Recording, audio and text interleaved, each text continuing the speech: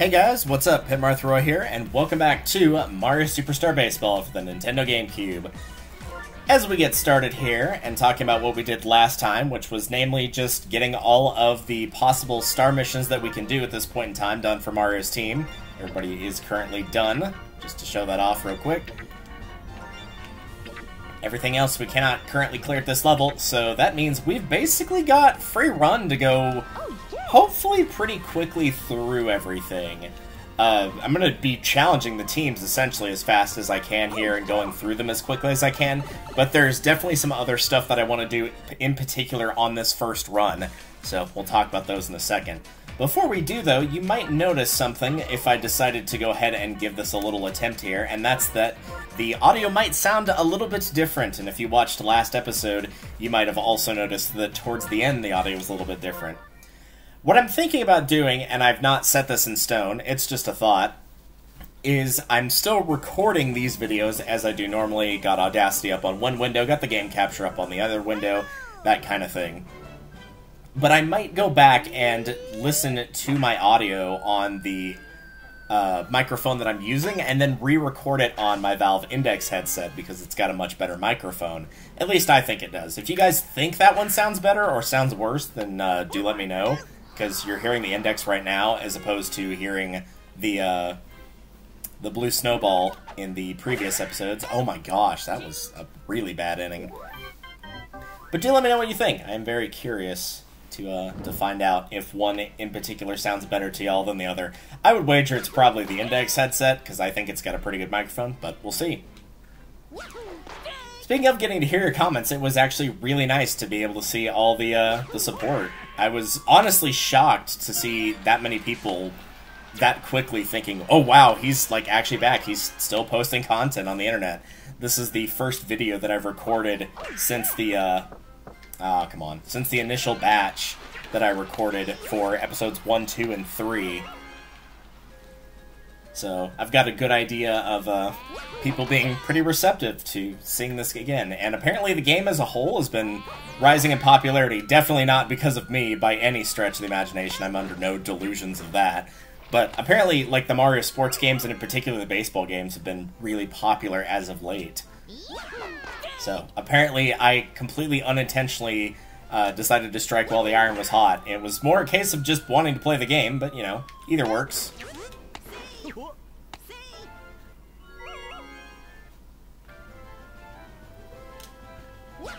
But yes, I can now confirm, I am in fact still alive, as if you couldn't tell by the fact that this is episode 4.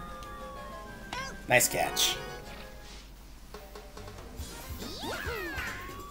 But if you've been wondering where my content is lately, I did post a video about this, but I'll go ahead and very quickly do some shameless plugs right here. Most of my time spent doing content online now is mostly just been on Twitch. So, if you have not seen me on Twitch, Delta Violet is my username on there.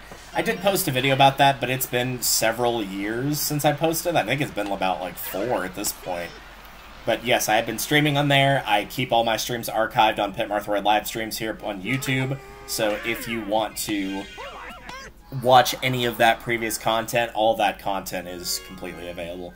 In fact, I'll actually be streaming later tonight. Not that that will matter for you folks, because by the time that that's come up, this video will have already been posted, and I think... oh gosh, I don't even know what project we'll be on by that point. I actually have a pretty good idea. But I do know the current one we're doing, which is Icarus and I playing through the Subspace Emissary of Brawl, will absolutely be done. In fact, I think that's actually going to be done tonight, and then we'll be moving on to our next project, which is going to be a versus playthrough of Pokemon Heart Gold and Pokemon Soul Silver for the DS. Icarus really liked playing through Gen 3 of Pokemon several years ago. That was not one that we streamed or anything, it was just I recommended her playing the game, and she really liked it. So we've been going back and playing through all the gens. We've already done Fire Red and Leaf Green, so now we have moved on to Heart Gold and Soul Silver. We are kind of using the remakes here and there. It's kind of just a case of we're playing what I consider to be the best version of each gen. And I do think Fire Red Leaf Green is more approachable than Red Blue. I think, honestly, Heart Gold Soul Silver is the same way compared to Gold Silver Crystal. And I think in most cases, not all, but I think in most cases the remakes are superior to the original. I don't think that about Gen 3 or 4, don't worry. That might be a controversial take with Gen 3, but it's definitely not for Gen 4. But I'm very much looking forward to doing that project, so if you're a big fan of Pokemon, be sure to check that out. And be sure to check out Fire Red and Leaf Green, since that project is already completely and totally done. There's no need to wait on it, you can just go watch it.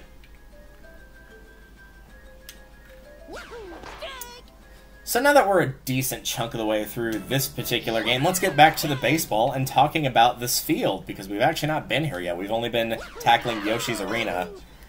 Peach's Stadium kind of sucks. It's probably the hardest one in terms of offense to deal with, for two big reasons.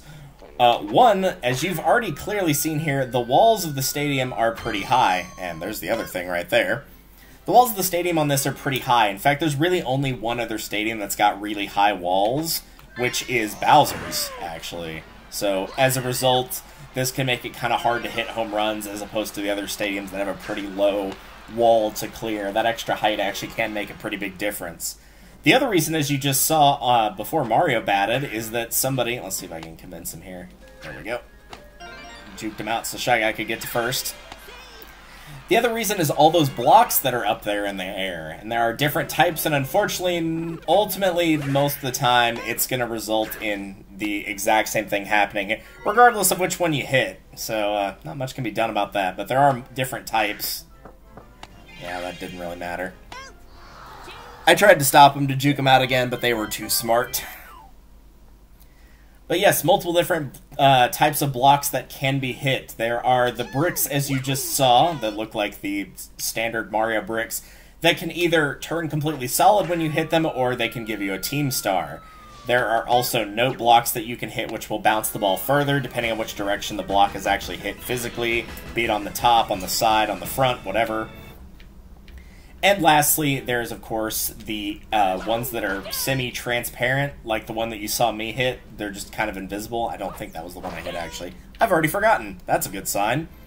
And it can turn into any of those three. The point is, this kind of just keeps the ball in the air longer, and very, very rarely you'll get the note block actually hitting the ball over the fence, but most of the time that's not going to happen. Most of the time it's going to result in the ball staying in the air longer. It'll bounce off the block, and one of the fielders is going to catch it, which will, of course, result in an out. So, if you're very good at controlling your swings, probably try to avoid hitting those. It's not worth getting the team star, or even potentially worth risking trying to get a note block to bounce it over the fence. Just don't run that risk if you can afford it. It's not worth it. It's honestly not worth it. So for my money, this is definitely the hardest stadium in terms of offense, because while Bowser's has high walls, the arena hazards are more of a detriment rather than a blessing to the outfielders. Thanks, Peach. I'm glad you have complete confidence in me. Now it is time to literally go challenge you again. These matches are going to go by a little bit faster here, because now we're just down to the point of trying to recruit every character. And again, it's not required to do this by any stretch. You just need to beat every team once and then go tackle Bowser. But I kind of just do this as a rule of thumb of recruiting every possible character each time I play through. Not something you have to do. But also keep in mind, if you've got a team that you're not too particularly keen on, let's say you don't like the Piantas, the Nokis. Nice. Didn't think we'd actually get a chance to see one of those in-game. You might have seen that whenever I did practice in Episode 1, but I never actually got the chance to do it in a real game until now. Plus, this will also show that while this is really cool and it sends it flying, it does completely and totally drain your team stars. As you can see, I'm now down to 0. Bit unfortunate, but what you gonna do? Probably just get caught and thrown immediately out into first base. So if you do feel unconfident with your default team, then yeah, obviously you'd want to go and recruit more characters for sure. You might actually be seeing a triple here, potentially. Yeah, that's rare for Monty Mole to do that. Rare but not unwelcome, that's for sure. Man, forgot how much of a pain it is to try to bat against Peach. There we go. We'll get to Peach's bio whenever eventually we do, but needless to say, she is a very good pitcher. She's very good defensively and very poor offensively, but we'll save that for another day. But now we must do the impossible, getting a hit. And hopefully not swinging so late that an entire train could have gone by. There we go. Much better.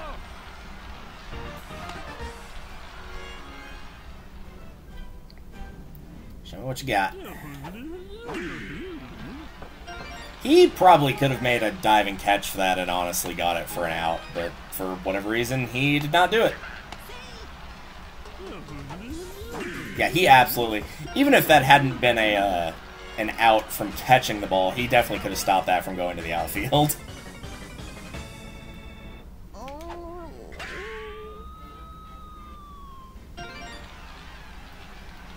There's certain, like, sort of pockets, and it doesn't really...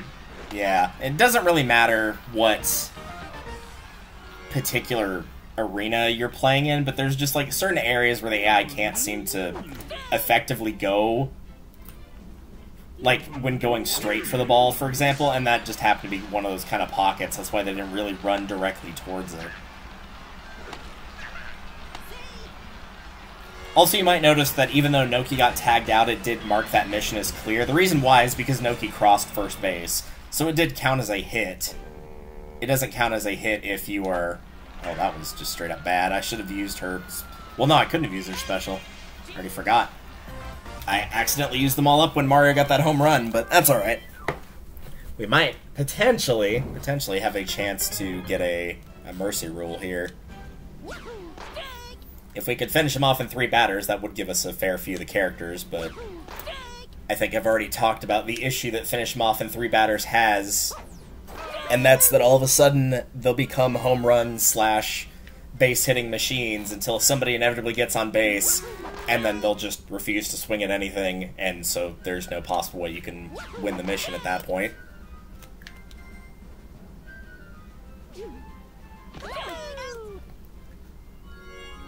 But we'll see.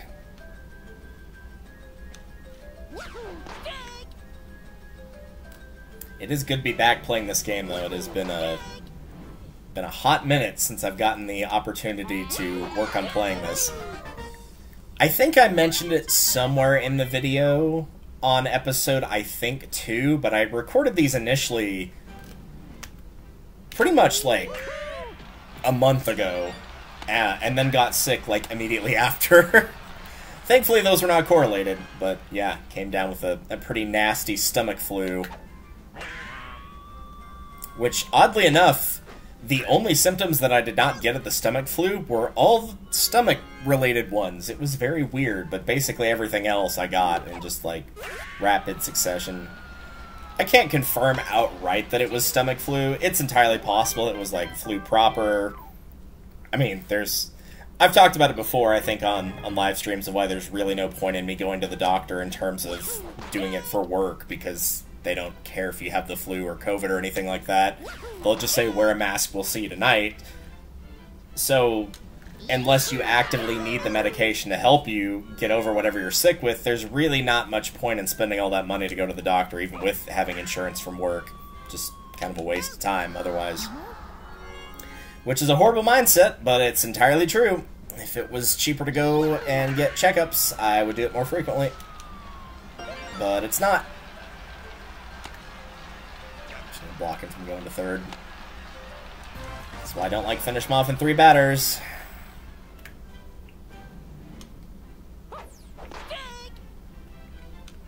But the good news is I'm basically back to normal. There's still like a tiny bit that I'm occasionally clearing my throat for, but if I do that in any of the episodes, I'll absolutely just edit that out. No need to worry about hearing that. I think I actually did that maybe once or twice in episode 3, and that was before I got sick, but I'm obviously not just going to be sitting here making obnoxious noises, whether intentional or not, so I will do my best to remove those, as Luigi removes himself from the field due to my poor batting skills.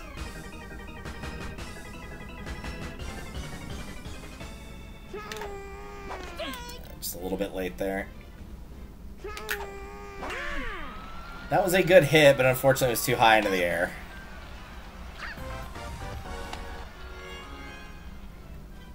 I didn't talk about this, but I think I put an annotation for it somewhere. Oh, well, that definitely didn't go as intended. There's an example of the note block not being effective in terms of, you know, preventing them from catching it. Again, unless it, like, pushes it over the fence, it's just delaying the inevitable, honestly.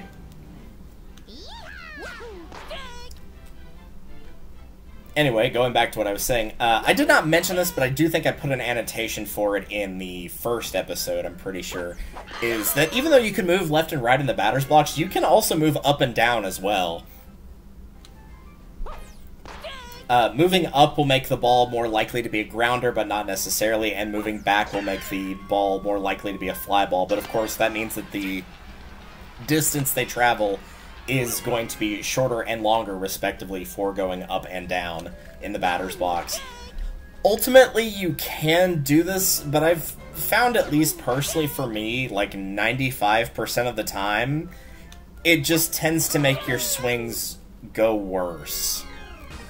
And maybe that's just from my experience, but it feels like it just makes your swings go worse. So it's not something that I really bother doing. I just focus on the left and right rather than up and down. It's not so much about an issue of me timing the swing wrong because I'm used to them standing in the center. It's just not getting the desired result with what I'm trying to get the swing to actually do. So, your mileage may vary on it. Just something to bring up. Might come in handy, might not. Depends on your playstyle. But if you're having somebody in particular that you cannot get to hit anything for beans, might be worth a shot, just for the sole fact of, like, if they're doing abysmal, they can't really do much worse, so might as well give it a try, right? Alright, that looks like everybody on Peach's team all at once, so we're done with her for now. What we're not done with, though, is the minigame that's right next to her, because we've got some coins to collect, because, of course, we're going to have to get Peach and Daisy special. Looks like they're playing wall ball. Pitching is crucial in that game, you know? Hope you're accurate. You can play this minigame 3 more times. The good news is when they say accurate, they mean more so accurate with the power of your pitch, so much like Piranha's Pursuit, the character that you choose for this ultimately does not really matter. I'm not super confident in my ability. We're going to give this a try on normal once, but if I don't succeed, we'll kick it back down to easy. It is worth noting that on your first playthrough of challenge mode, or really any difficulty, you are going to want to beat each minigame at least once. However, the difficulty that you beat it on does not matter, but you do want to beat them all in one run-through of challenge mode. Target score, win first place to clear, which will be the same regardless of what difficulty you play on. Smash walls with the charge pitch to win coins. You get 3 turns. On each turn, you throw a pitch. You clear the game if you have the most coins at the end. You'll get tons of coins if you smash through the note block wall, as your last thing that you break through, is what they mean. If the Bowser wall is the last thing you break, you'll lose half of your coins to other players. The length of time you charged is the key to smashing the note wall just right.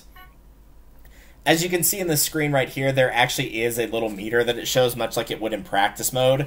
So you can see approximately how strong you're throwing the pitch. The other thing that is worth noting, though, as we get into the minigame, is that walls do have durability. So if you notice, and really, unfortunately, it's only noticeable on the default brick walls, if you notice that a wall kind of seems to have lost some of its durability, yes, that is an actual thing that it does. It can just straight up lose its durability. And we'll probably get the opportunity to see that against one of the AI here. At some point, they'll make a mistake. Even though we're playing on normal, they're not going to be invincible or anything. So I'm going to see if one pops up. Nah, you can't really see it too great right there. But walls do have durability. So if somebody has the note block directly in front of them... Oh, and of course they put it right in front of me. So if somebody does this, for example... but that wall does not have any durability lost on it, it will just harmlessly bounce off the wall. Which is why I was saying that's unfortunate, because it essentially put me in a 50-50 situation. The good news is, if you are good with your pitching and you get the note block all 3 times... Yeah, here we go. Here's a good example. He just pitched and didn't put any power on it, so nothing happened. I did the exact same thing, and like the definition of insanity, I got a different result. So, there you go. Proving that walls do in fact have durability. It's just unfortunate you can't really see them in any case other than the default walls. It is worth noting, at least if you're playing on easy, if you're not super confident with your pitching skills and you get a weird setup like that, it might ultimately be best to just pitch a nice one and just send it through all the walls if there's not a Bowser one at the end. But if you're playing on anything that's higher than easy, you're probably going to have to go for 3 perfect pitches. The good news is, even if somebody else also gets 3 perfect pitches, if you tie for first, much like the other minigames, that's still considered a win. So you should be good on that front. I'm going to give that one more attempt on easy difficulty, just because we need a couple more coins. And while I did clear it once on normal, I'm not too terribly confident that I can clear it a second time on normal, so we'll go with just easy for now. Plus, this will give you a good example to see roughly where enemies score.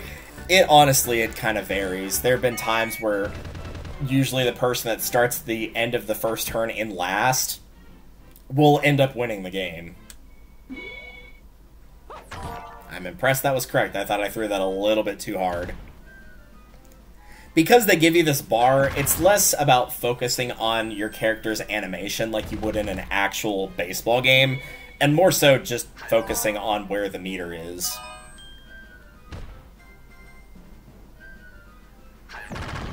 Yeah, now you can kind of see on that brick wall the durability doesn't look fully there. Alright, I'm doing okay thus far.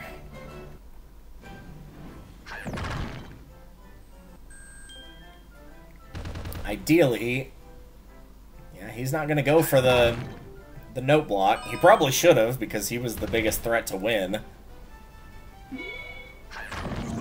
That was a rough pitch to make, admittedly. I'm going to risk it. I did want to go for the 50-50. I wanted to get some coins guaranteed, and now I actually cannot possibly lose. Because even if Green Toad hits this correctly, it's just going to result in a tie for first. And he didn't get it anyway. As you can see on easy mode, if this is what your average scores are going to be, somewhere between like low 50s to high 70s, if you don't hit a Bowser wall, you're probably going to end up in first place. So it's not too hard to clear on easy, but any difficulty other than that, yeah, you're going to need to make 3 perfect pitches, essentially. So bear that in mind. So, let's buy those items. Lovely heart for Peach. Pretty flowers for Daisy. We do have enough to pick up one of these extra items, so I am going to go ahead and do that. But I gotta remember where it is. I think it's here, yes? I've only bought the dash spikes, so I'm going to buy an item I don't think is too terribly useful, which is the Nice Bat. Of these items, for me personally, the Power Bat and the Dash Spikes are the most important. Lucky Glove is okay. Not great, but okay. Super Ball, while it does make your pitches faster, I don't feel like it makes them curve a lot, and bear in mind if you throw the pitch harder, then if somebody hits it, it can go farther, so bear that in mind. The Nice Bat is just kind of outclassed by the Power Bat in every single way. So if you're asking, well, if it sucks, why are you buying it? You will need to buy one of every item at some point. It doesn't have to be, like, total, all-in-one challenge mode run, but you will need to clear out this list in order for the last item to appear. So just bear that in mind, that at some point you will need to pick that up.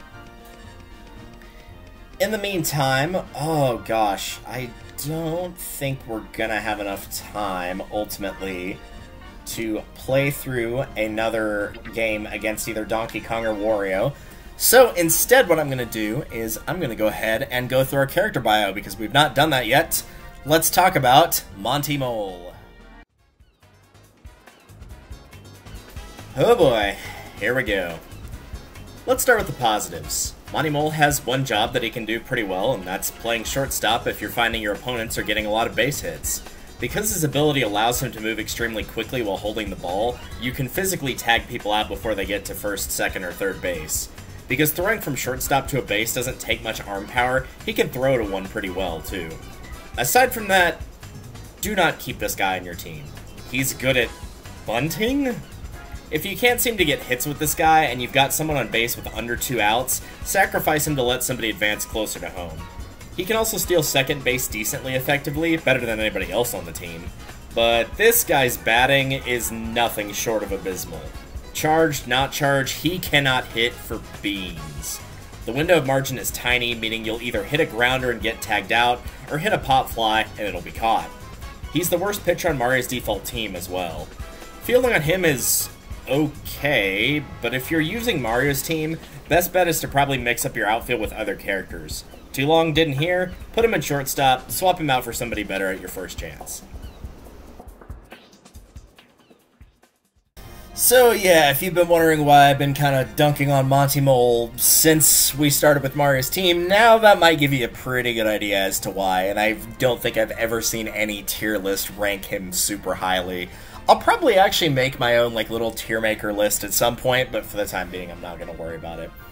If you were watching the screen that I was playing on, you might notice that I decided to tackle Bowser Jr. essentially to use up the nice bat and then pick up the power bat just to essentially get one of these taken care of. We will talk about Bowser Jr. in a later episode, but for now I'm not going to worry about him too terribly much. All you need to know is what I've told you about him before for the time being, which is if you are collecting characters and you defeat a captain and force them to surrender, but you don't get everybody on their team, that's where the characters go, and the mission for that on the scout flags will always be win the game, and you'll just play a half-inning game where you either need to defend your lead or overtake Bowser Jr.'s team by scoring at least 1 run, or if not more. It's not too terribly hard, but it also doesn't take too terribly much time. And since we beat him, we get 100 coins, so I just went and bought the power bat, so now that is taken care of as well. So if you check on here, there you go. Got another one marked off the list. I could have saved those coins for picking up another character special once we've done that, but we've still got a couple mini-games to show, and of course those give coins more effectively than Bowser Jr. does. So, for now, we're going to end things off here. Next time on Mario Superstar Baseball, we've still got 2 more teams to take down, so we'll be focusing on that. We'll also show off some more mini-games, and we'll see the next character bio, which could be the Nokis, could be the Piantas. Which one will it be? You decide. I mean, I'll actually be deciding that. I've already got those pre-recorded, but that's not really the point.